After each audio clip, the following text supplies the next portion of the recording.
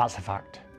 And no matter how unachievable that goal or dream might be, if you keep practicing and keep working towards it, one day you get very close. Nobody cares. Train harder.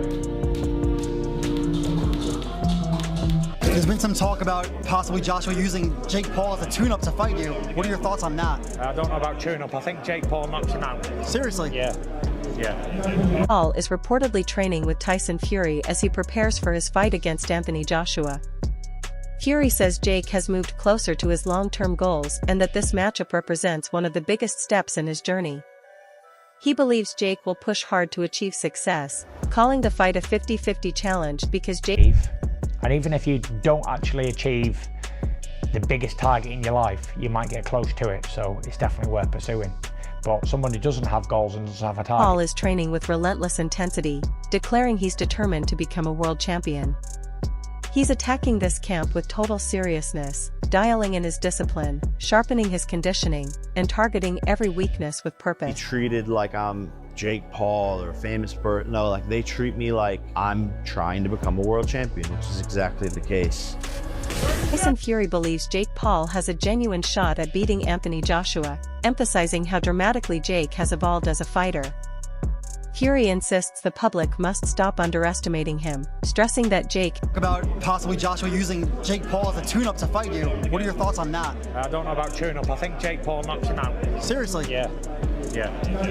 Why so? What impresses you about Jake Paul? I just think Jake Paul would knock AJ out. I think AJ's a spent force, and I think Jake Paul's on the rise. And I like his new heavyweight look. Boxing has always been as much about business as it is about sport, and Barry Hearn makes this crystal clear when discussing Anthony Joshua. The veteran promoter argues that Joshua should seriously entertain a fight with Jake Paul, stressing that boxing is, at its core, a money-driven industry. According to Hearn, the financial incentives are simply too massive to overlook. While some may question the legitimacy or competitiveness of the matchup, Hearn insists that the chance to secure an enormous payday is a defining factor in a fighter's career choices. For promoters, fighters, and audiences alike, the potential revenue from a Joshua Paul show... should fight Jake Paul. What's your view on that, Barry? Money. Don't be silly. You know, I mean, you're mostly sensible, aren't you? Mostly. Of course, we're all purists at heart, but purism doesn't necessarily pay the bills, and boxing is a money business. And the day we don't accept that and then move on, we understand why certain things happen. So if that fight's there next week and it's signable and they can do Joshua against Tyson Fury next year, take the Jake Paul fight in December, go and do it. 100. Sports analyst Simon Jordan has weighed in on Jake Paul's unconventional rise in boxing, emphasizing how radically different Paul's path is from the sport's traditional roadmap. Jordan notes that jumping from YouTube stardom to challenging world-class athletes is anything but normal, and in established boxing circles, Paul's rapid ascent is often met with skepticism and sharp criticism. He stresses that boxing has always valued disciplined progression, years in the amateurs, steady development, and a gradual climb through tougher opponents. Jake Paul's disruptive approach breaks that long-standing structure, raising serious questions within the boxing community about respect. As a boxing purist, it doesn't sit well, but as a normal working class lad, I've been asked by builders, would you fight Jake Paul for £5 million? I never got £5 million for fighting anyone else in a fight, so it's the silliest question in the world. I've been retired 7 years, I'm still very confident. If you give me 3 weeks to get off the couch, I'd probably still beat him with one hand. It's not, he's not a good fighter, so it's not even being disrespectful to him. As a YouTuber, as a presenter in what he does, blows me out the water. That's his line of work, but you're stepping into boxing, another profession. Now, to call Alexa Canelo out, I think is disrespectful. To call Anthony Joshua out is lunacy, but we know why it's happening and why he does it. Forget Jake Paul. Forget Jake Paul. A lot of tickets. Paul. I mean, Jake Paul's going to do what Jake Paul does, but Anthony Joshua, and with respect to you and what you did and didn't earn in your career, Anthony Joshua has earned a king's ransom. Yeah. So he doesn't need to be fiddle with this, does he? No, he doesn't, but again, all I keep seeing from people out there is, you know, when is enough, and I get that, but when you're retired at 33, 34, and you've got to make that last, now you've got more experience than me in this, dealing with a lot of footballers in the past as well, and business people who have to make a certain amount of budget last. Despite the criticism, Jake Paul has undeniably delivered some professional boxers the biggest paydays of their careers, underscoring his massive financial influence on the sport. Yet his conduct hasn't earned universal praise. Analysts and fans highlight how Paul has repeatedly disrespected boxing legends and traditional practitioners, calling out fighters in ways many view as provocative and dismissive.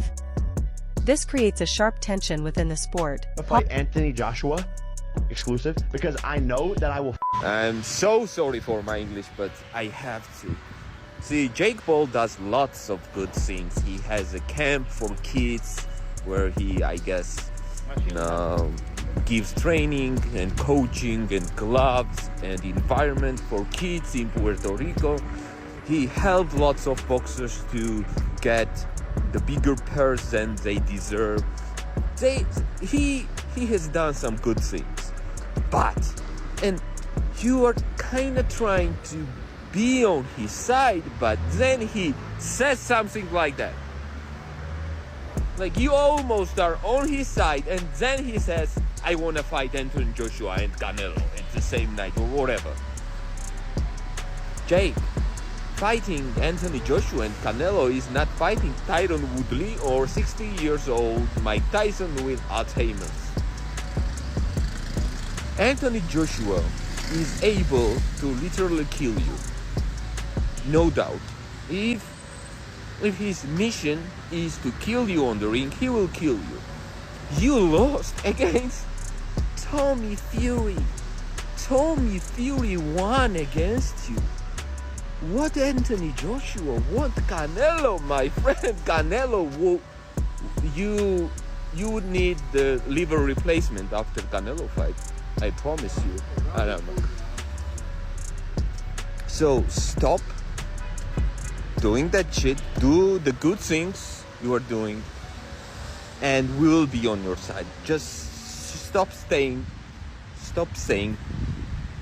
crazy shit. The fight between Anthony Joshua and Jake Paul raises questions that go far beyond financial hype. Comparisons to Gervonta Davis's exhibition with Paul highlight the scale of the challenge. Davis was simply too small to be a true threat, whereas Joshua brings towering size, elite experience, and devastating power. Analysts emphasize that Joshua would never approach this as a casual exhibition. He would demand a legitimate, high-stakes contest where skill, strength, and precision are fully tested. This commitment to a yes, that's the former heavyweight champ. Why is he fighting Jake Paul? And two, why is Jake Paul putting his health and well-being on the line? Because someone asked me on Twitter, Wade, if Jake Paul gets knocked out, will his career be over? Buddy, his life may be over if he gets knocked out by AJ, because that dude put Francis Ngannou flat on his back, and I had never seen Ngannou hurt before. Again, it's boxing, not MMA. Jake has a little more experience, but we're talking about a massive size difference. AJ's still relatively young and still relatively got something left in the tank, and he's only fought the world-class guys for the last 10 years. This would be Jake's not only hardest fight, most dangerous fight of his career. If Jake is doing this, it could signal the last one. I'm not even joking. This could signal Jake being like, I'm having one more of these and I'm out. Because where do you go from Anthony Joshua? We'll get into that part in a second, but the Netflix thing. We know that Anthony Joshua is an exclusive fighter to DAZN. Eddie Hearn has stated that multiple times. AJ, I'm pretty sure, even has a piece of DAZN. I could be wrong about that, but he signed a mega deal years ago with them. So for this fight to take place on Netflix would mean DAZN would say, you can have one of our biggest cash draws, and I may be in a revenue share thing, or maybe Netflix pays them some money, but you can have our biggest cash draw and we don't have an affiliation with it. That seems a bit unrealistic. But having said that, this isn't a report from anybody in the camp. This is not MVP saying it. This is not Eddie Hearn saying it. This is Mike Coppinger, who I guess has talked to people in the camp.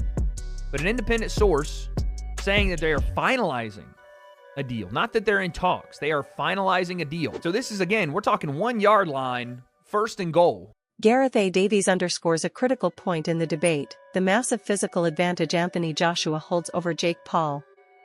At 6 feet 7 inches and significantly heavier than the 6 feet 2 inches Paul, Joshua's sheer size and strength give him a commanding edge. This disparity is far from trivial. It shapes strategy, danger levels, and the entire dynamic of the fight. Davies explains that when Joshua's elite technical ability is added to the mix, the matchup becomes an enormous challenge for Paul while simultaneously amplifying the spectacle and financial allure. I'm not sure Anthony Joshua's going to play the game like everyone else, and it could be fairly calamitous, I think, if Joshua stepped into a ring with Jake Paul, but we're going to watch it because we want to see Jake Paul get knocked the F out. We do, everyone wants to see it. I mean, I've even said it to him. I was looking forward to Mike Tyson him knocking the fuck out. Doesn't surprise me. He's looking for the biggest names out there, and it just shows that he's prepared to put himself on the line to promote himself. Would it be more competitive than the Ngannou fight, in your opinion, or less? That's a very good analogy. It's a very good comparison. Much less competitive. I mean, I think it's got to be at that level of exhibition bout. I think it's a very dangerous fight for Jake Paul. Very dangerous. He's probably got one chance to try and counterpunch.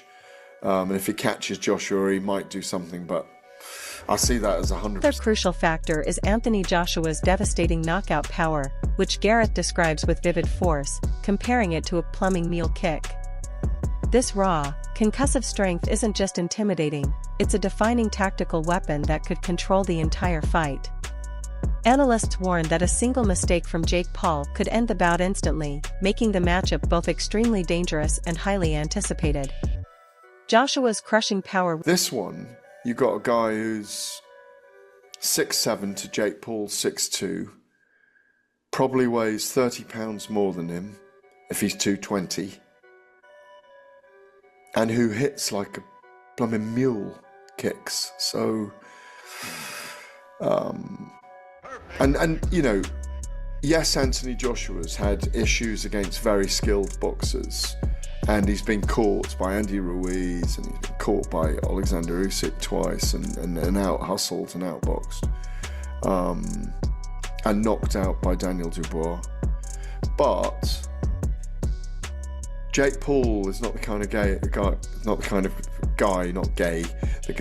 of guy who is going to be able to pick him apart in. Michael Bisping delivers a sharp analysis of Jake Paul's risk-reward landscape, noting that Paul sits in a uniquely advantageous position with virtually no downside. A victory over Anthony Joshua would launch him into unprecedented levels of praise and global recognition, while even a loss would still amplify his notoriety and expand his audience.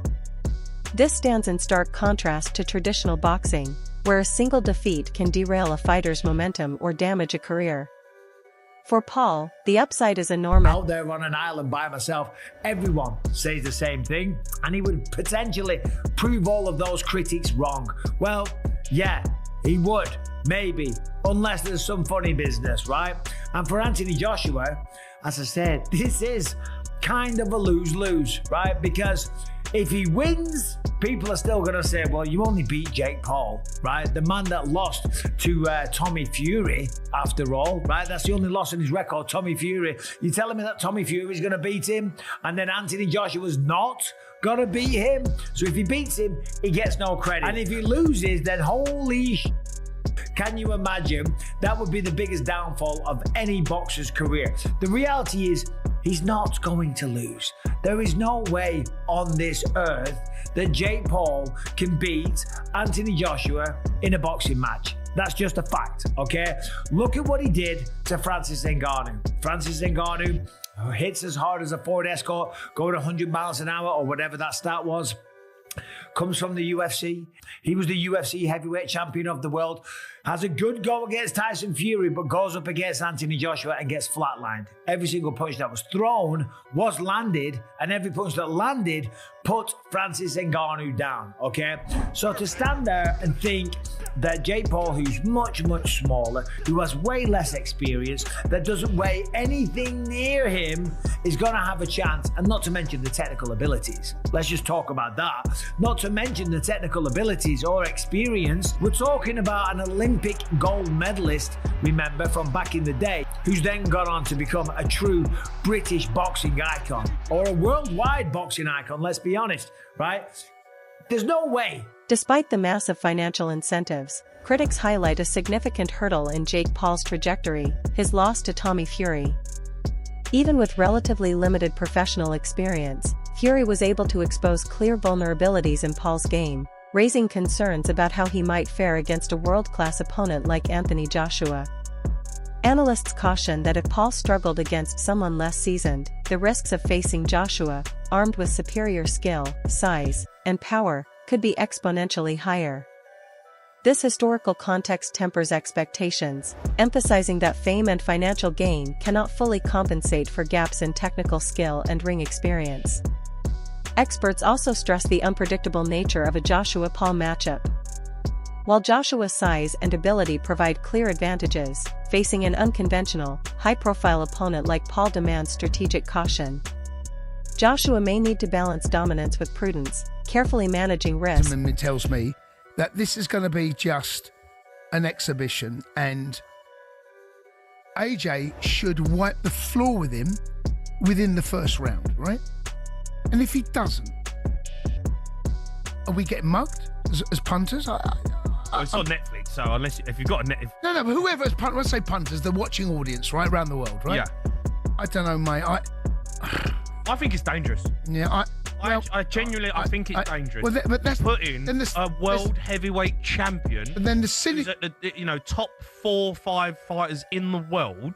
Then the cynic in me tells me, YouTuber who's never had a proper fight. Right, the cynic in me straight away goes, I think AJ's probably going to be told, and I don't know this, don't go heavy on him the first. No, he can't afford to do that. Well, Anthony Joshua can't afford to do that. Okay, well, that's where I'm wrestling with my own mind right now. You asked me the question. How do I feel about it?